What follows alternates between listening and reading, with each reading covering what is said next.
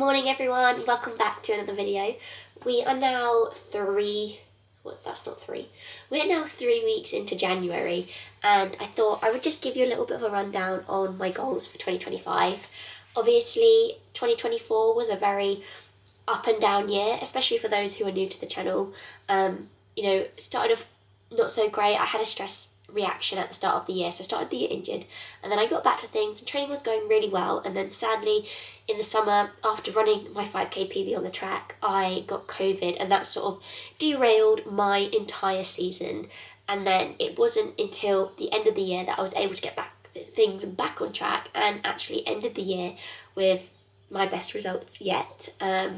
I ran my PB over 10k of 31.53, and I ran my half marathon PB of 70.45. So a good end to the year. This is the first year in a long time that I'm actually come into the new year, touch wood, healthy. And well, I say healthy, I haven't run for a few days because, as you could tell, I've had a bit of a cold and it ended up a bit more of a flu, so I had to spend a few days in bed, but I'm feeling much better today, so I'm just gonna go for an easy stroll, move my legs, and then hopefully be able to run again this afternoon. But anyway, we digress. I've started the year off in terms of injuries in a good place, feeling strong, and training is going the best it has been yet. I'm in a good place to try and achieve my goals, so I thought I'd just run you through what my goals are. Bit of a grey one this morning, as you can tell. I also thought if I leave my run later, the sun might come out, so we'll see.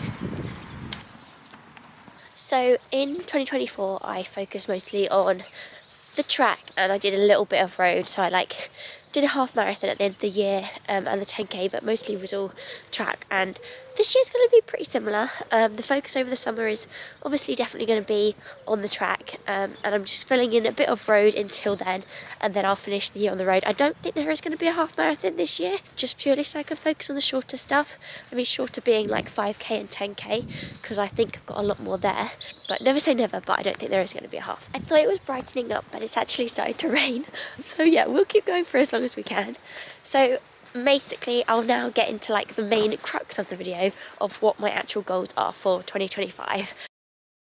I wish I could throw at you these big time focused result goals, but really for me this year, my goals are very different, and all I want to do is focus as much as I can on consistency.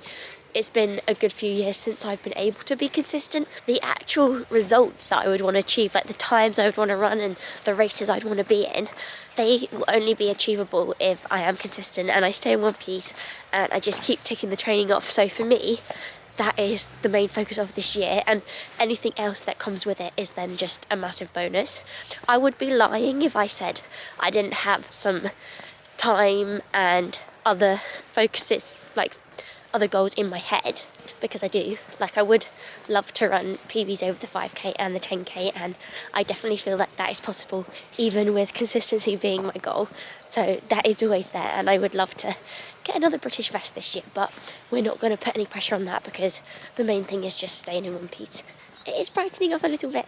So something that also coincides, I guess, with the consistency aspect, what I'm also trying to do, and I feel I have done in the past few days, is just listen to my body a bit more and trust what it's telling me, because obviously my body knows what it's talking about and it can only help me. So if my body is telling me it's tired, or telling me I'm run down, or something's not feeling right, I need to listen to it, because it's obviously telling me that to try and help me, and no one gives you a gold badge or recognises anything because you've pushed on through when maybe you shouldn't have done, and that's something I would have done in the past. I would just keep going even when, I'm getting ill and I'm getting sick, and there's just no benefit to that, because then I'd be stuck dealing with the issues for weeks rather than just a few days. So the past few days, I knew I came down with something, I was feeling achy, so I just, common sense as well, isn't it? Just took a few days completely off, and as a result I feel so much better for it, rather than putting myself in a hole. And also that's going to allow me to stay consistent, because I'm giving my body what it needs rather than forcing it to do what's not right. It probably sounds really obvious as well, why wouldn't you listen to your body? But I am definitely somebody who always has been I just want to work hard, I want to crack on, and even when things are telling me no, you need to back off, I just keep wanting to push through, and that's never done me any favours, so I want to stop doing that and start listening. A little interlude just to film the canal boats. So pretty. And I know a lot of the time goals are meant to be like measurable. They say set SMART goals, and maybe some would say consistency isn't a SMART goal, but for me it is just staying in one piece, ticking off the weeks of training and not worrying too much about things being perfect or amazing. Like, it just needs to be consistently good, and then I will get the results, because I know I'm capable of a lot if I can be consistent and stay in one piece. So to achieve all these goals, I just need to work hard, but working hard isn't always doing the hardest thing, it's doing the smartest thing, and have fun, because it is what it's all about. Whatever level you do this at, it is so important to have fun, because that's the only way you're going to stick with it and the only way you're going to be able to achieve your best. So I'm just here to have a good time. Just got back from my lovely walk to wake up the body a bit before I'll try a run later. Gosh, my nose is very red. So that's sort of all my running based goals, and I thought I would just talk you through a little bit of my non-running based goals, because I feel like they do still interlink with one another even if they're not specifically related.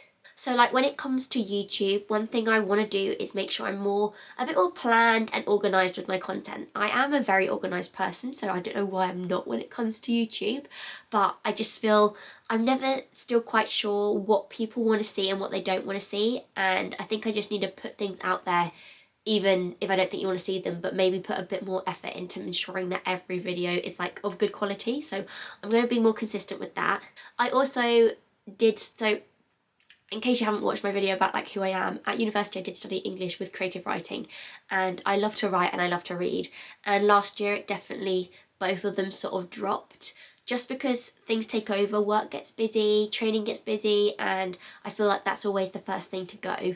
But I love doing both of those so much, so I really want to get back to it, because I am actually writing my own book, which I have been writing for about 6 years now, and I promised myself I would have it finished by Christmas just been, and it's definitely nowhere near finished. So maybe if I can get that finished this year, I feel like I need to believe it, because when I say it at the moment, I don't believe that I'm going to get it finished by the end of this year, but I need to, so I'm going to try to. And yeah, just read more, because I love reading, and I just spend my time wasted watching random stuff that I don't really need to watch. But if I can read, I just find I feel better in my brain for that. It just feels calmer, whereas when I'm watching loads of stuff, I feel a bit scatty. I do feel like a lot of my goals, apart from, saying I want to run PBs over the 5k and the 10k and try and get a British vest, I feel like a lot of them aren't very measurable. They're all just sort of ideas that I've said and I want to try and do. But I think that's okay. I don't think your goals have to be measurable, because we don't all have to say I'm going to smash this target. It's not always that easy.